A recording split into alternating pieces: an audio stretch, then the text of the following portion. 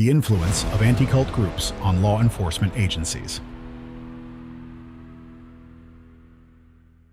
The Uweiko tragedy, which occurred in the spring of 1993, left a profound mark on U.S. history and continues to spark heated debates. This tragic event, which resulted in the deaths of dozens of people, including children, was not just a national disaster, but a clear example of how anti-cult groups can manipulate the law enforcement agencies of democratic states, turning them into tools for human rights suppression. The foundation of the tragedy was laid long before the siege began. At the center of the events was the religious group Branch Davidians, led by David Koresh. This community peacefully resided at the Mount Carmel Ranch in Texas, adhering to their religious beliefs and not breaking any laws. However, the group became the target of an aggressive informational campaign organized by anti-cult activists. The methods used against the Davidians, such as labeling, dehumanization, and guilt by association, are classic tactics employed by anti-cultists to persecute targeted groups and carry out informational terror attacks. Supported by the media, anti-cultists deliberately demonize the community, portraying it as a dangerous sect, accusing it of child abuse and illegal arms possession. Despite statements from the sheriff that no evidence of child abuse was found, and Koresh's offers to law enforcement to come and inspect the weapons and licenses in person, the deliberate harassment of the Davidians continued. The consequences of anti-cultist influence. Anti-cult groups, using methods of dehumanization and labeling, skillfully implanted in the minds of the public and authorities the image of Koresh as a dangerous cult leader. These false narratives became the foundation for the actions of law enforcement, which ultimately led to catastrophic events. A significant role in escalating the tension was played by the anti-cultist and deprogrammer Rick Ross. His recommendations and influence on law enforcement officials led to the operation at the ranch being carried out with excessive force and aggressive methods typically reserved for armed terrorists. As a result of his influence, law enforcement abandoned peaceful negotiations and shifted to tactics that included aggressive, psychological pressure on those under siege, contributing to the tragic outcome. Federal agents, manipulated by anti-cultists, chose a tactic of dynamic entry, which led to a violent confrontation and ultimately to the deaths of 76 people, including 25 children, infants and toddlers under 3 years old. A thorough and detailed analysis of the incident is provided in the Impact documentary. The results of this tragedy were catastrophic not only for the participants, but for the entire American society, which watched the siege unfold live on television. Trust in law enforcement and government agencies was severely undermined, and the event became a symbol of the erosion of U.S. democratic values. The Uweiko tragedy stands as a stark example of how anti-cult organizations can exploit law enforcement to achieve their goals, causing significant harm not only to individual citizens, but also to the country as a whole by undermining the core democratic foundations of the state. This tragedy, in essence, constitutes an act of genocide carried out by anti-cultists through the hands of the authorities and law enforcement agencies. As a result of anti-cult propaganda and their manipulative influence, law enforcement agents, who were supposed to protect their fellow citizens, became executors of inhumane actions comparable to Nazi crimes. One of the most disturbing aspects of this tragedy was how skillfully anti-cultists managed to brainwash law enforcement officials, leading them to perceive innocent people as a threat. Federal agents committed physical, psychological, constitutional, and judicial violence against American citizens, whom they had come to despise and dehumanize as members of a dangerous cult due to manipulations by anti-cultists. The critical question here is how dangerous such manipulable individuals can be when given the power to make decisions about the use of force. The influence of anti-cultists is not limited to the U.S. Similar manipulations occur in other countries, where anti-cult activists, under the guise of public education, actively infiltrate government, judicial, and law enforcement structures. They give lectures and provide consultations for civil servants and law enforcement agencies, including police academies and security force management, where they stigmatize religious and social groups as threats to society and proudly boast of their influence, all while violating fundamental democratic rights. Here is a quote from one of the leaders of an anti-cult group in Russia. "I have been collaborating with law enforcement and military agencies for many years, giving lectures to personnel about the essence of modern sectarianism, knowledge of which is extremely weak in society, and this is despite the fact that the church pays the utmost attention to anti-sectarian activities. I have been dealing with this issue for 30 years. During my talks, I often explain a lot to cadets, security officers, and military personnel." A Novopashin. Such public activity by anti-cultists is merely a preparatory stage for further involving law enforcement in the suppression of religious and social groups, which have already been labeled as sects and cults by anti-cultists. Under the guise of education, they instill in law enforcement the belief that those they have branded as cultists, in some countries it is sectarians, are a threat to society, thus creating an enemy image in their minds. Examples like the Waco siege raise serious concerns. Imagine a law enforcement officer, manipulated by anti-cultists, who sees not a citizen they are sworn to protect but an enemy. How will they perform their duty? Will they act the same way as the law enforcement agents did during the Waco siege? This situation highlights the issue of psychological lability in individuals endowed with power, particularly those with the authority to use force. When such individuals fall under the influence of anti-cultists, they can become dangerous tools in the hands of these manipulators. They engage in actions that cause irreparable harm not only to innocent citizens, victims of anti-cultism, but also to the entire country by undermining the fundamental principles of democracy. Such actions of anti-cultists are aimed at inciting widespread discontent with the government, fueling civil protests and fostering confrontations. Anti-cultists not only target religious groups, but also public, commercial organizations, and even politicians. This is evident in cases involving Trump and Macron, where anti-cultists branded Trump as a cult leader and his voters as cult followers, while accusing Macron of exhibiting a sectarian spirit. As a result, any group that fits the anti-cultists' agenda for systematic and targeted persecution can become their next target in the pursuit of their destructive goals. The Waco tragedy serves as a warning about the dangerous consequences of anti-cultist influence on the subconscious and conscious minds of lawmakers, law enforcement, and the judicial system.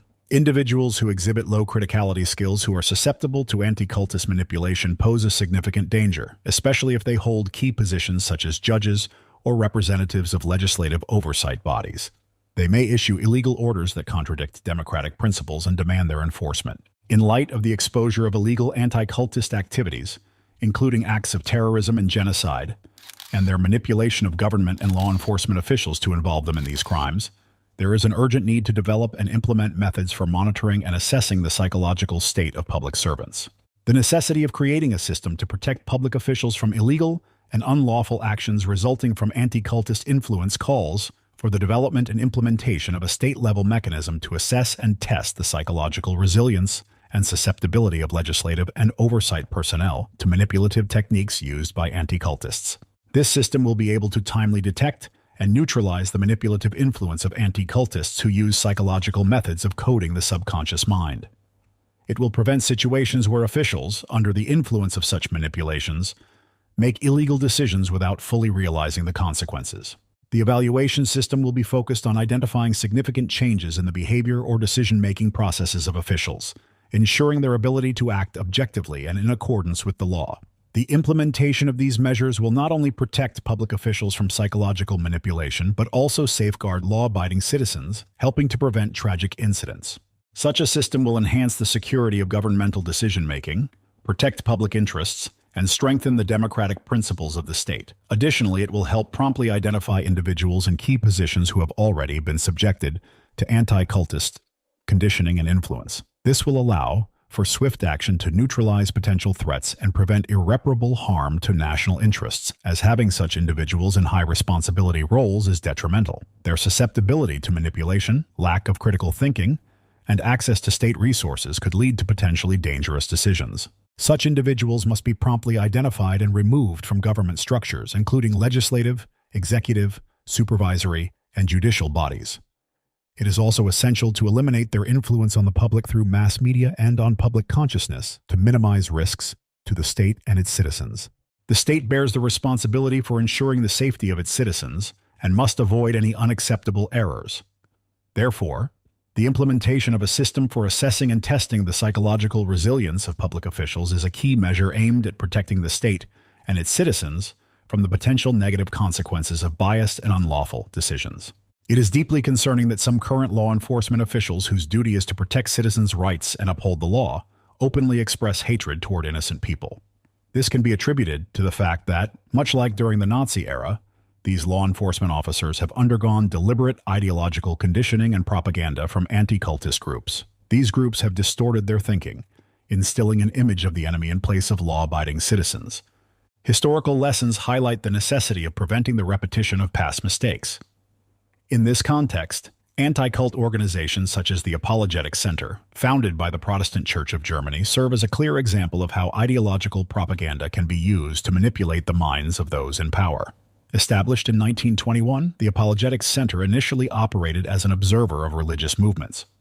However, its activities soon evolved into an active campaign against any ideologies perceived as threats to the Protestant Church. This qualitative shift allowed the center not only to create negative stereotypes, but also to embed misinformation into public consciousness, with far-reaching consequences. Under the leadership of anti-Semite Walter Kunneth, the Apologetic Center took on the role of an active combatant against Protestant competition. His defamatory speeches and ideology, based on inquisitorial methods, led to a noticeable increase in the persecution of Jewish communities and other minorities. Kunneth actively collaborated with the Gestapo, which helped to reinforce negative stereotypes and direct government actions against so-called sects, cults, that became targets for Nazi repression.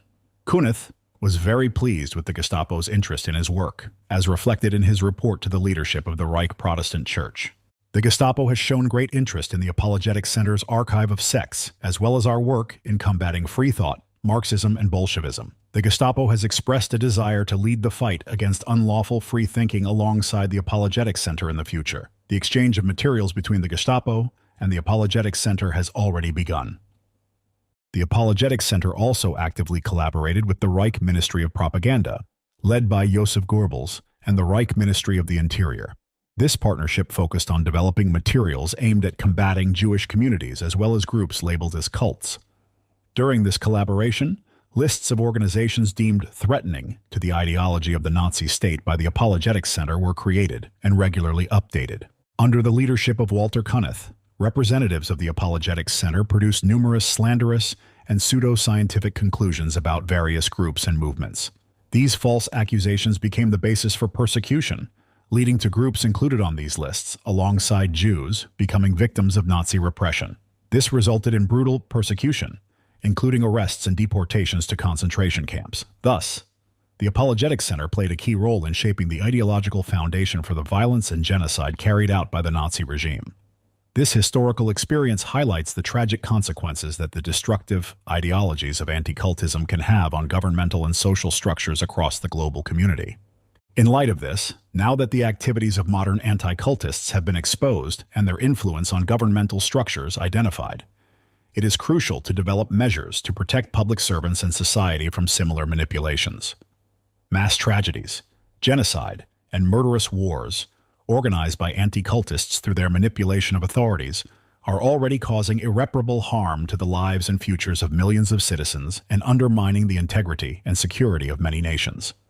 Given that totalitarian regimes, like Nazism, drew inspiration and support from radical anti-cult movements, it is especially important today to ensure oversight and protection against such influences.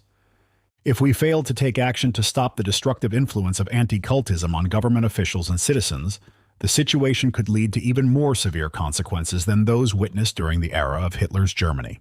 Their actions in many countries already result in the unlawful persecution of citizens, and anti-cultist activities in China have already led to mass genocide, including horrific executions, organ harvesting from living victims of persecution and repression, and appalling torture. These atrocities are still occurring today. Therefore, it is imperative to swiftly put an end to the activities of anti-cultists and hold all responsible parties accountable to prevent further expansion of their inhumane activities. As the first step in preventing such threats, it is essential to implement clearly regulated tests for public officials, which must be conducted at least every 6 months. These tests should include assessments of susceptibility to manipulation, the use of polygraphs, and the identification of any anti-cult influences on the conscious and subconscious minds of employees. Without such measures, there is a danger of mass tragedies orchestrated by individuals who are controlled by anti-cult structures, leading to serious consequences for innocent citizens. Many of us have encountered government officials whose opinions about certain organizations are shaped by slanderous or distorted information received from media sources infiltrated by anti-cultists, as well as from individuals who are often biased against these organizations. Typically, officials do not take the time to study the matter thoroughly to assess the objectivity of their ingrained beliefs. Meanwhile, the true criminals, anti-cult representatives are engaged in information terrorism, manipulating the media landscape to control the public and influence legislative authorities. Under the pressure of such manipulations, officials issue orders to executive bodies, forcing them to act illegally and against democratic and moral principles. Below is an excerpt from the Impact film, where a citizen speaks about unlawful persecution in their country as a result of anti-cult influence on law enforcement. Experienced police officers have told me that they don't understand why they are being forced to persecute people for their religion. One even said that under the current government it has become embarrassing to work in the police force because they are detaining elderly women for talking about the Bible, apprehending people on the street for unclear reasons, breaking into apartments, and so on. What is happening to Jehovah's Witnesses in Russia today can happen to anyone, to any political or religious movement, such as Baptists, Pentecostals, or the autonomous Russian Orthodox Church. They are already under pressure and are at risk. The broad definitions of anti-extremist laws allow for the persecution of anyone.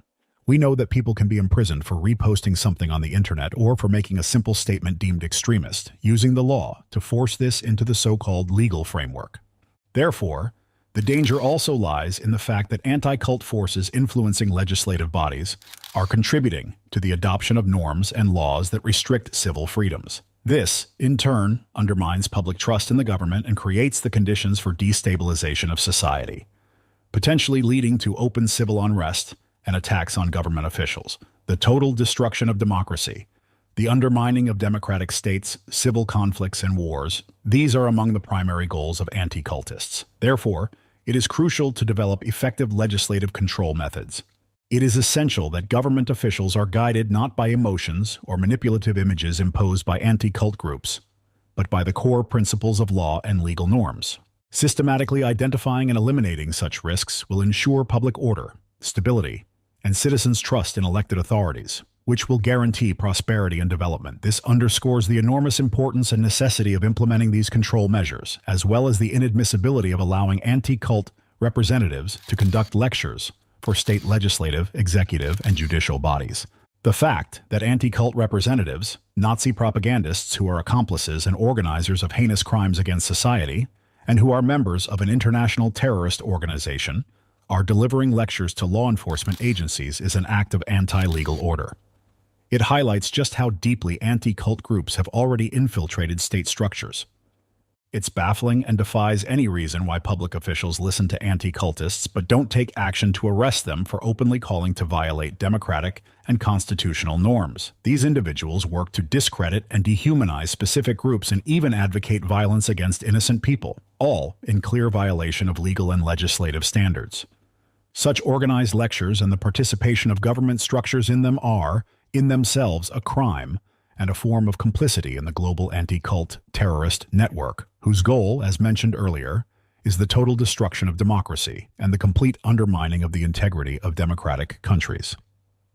This is a matter of national security for every country where active anti-cult efforts have been detected. Therefore, every country where the influence of anti-cultists has been observed and identified, regardless of the international investigation into anti-cult terrorism, must conduct its own independent investigation. All guilty parties, as well as those who have conspired with members of the anti-cult terrorist group or used their positions to cover up crimes or aid in their execution, must be held fully accountable for undermining democratic foundations and violating the constitutional rights of the state. Any attempt to justify the actions of anti-cultists in order to evade responsibility for aiding their destructive activities is akin to attempting to justify Nazism. In effect, anti-cultists do exactly this by manipulating the consciousness and subconsciousness of public officials and instilling corresponding Nazi ideologies.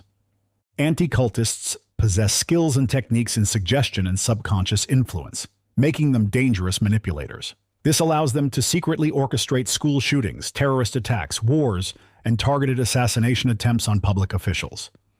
It is outrageous and unacceptable that anti-cultists are giving lectures to law enforcement personnel. This raises critical questions. Who authorized their access to these audiences, and for what purposes? How is it permissible that their influence affects decision-making processes within government bodies? A thorough evaluation of information provided to public officials is necessary to identify all individuals who have ever had access to government structures, with the aim of applying manipulative methods to law enforcement, security forces, and all branches of government. legislative, executive, and judicial. This evaluation should aim to detect manipulative tactics intended to undermine democracy, violate constitutional rule of law, demoralize the nation, and facilitate sabotage, potentially leading to horrific crimes in a country where the law ceases to function. Society, the Attorney General, law enforcement, and judicial bodies must ensure that every guilty party is held accountable and brought to trial. Society must monitor the integrity of the information environment, promptly report instances of informational terrorism, and demand action from authorities. If, after receiving citizen complaints, the Attorney General fails to take action, questions arise regarding their competence, stability, and potential complicity in these crimes against humanity. To protect society from the aforementioned crimes, which are already causing harm and claiming lives, including many children, we must stop the resurgence of Nazism before it is too late.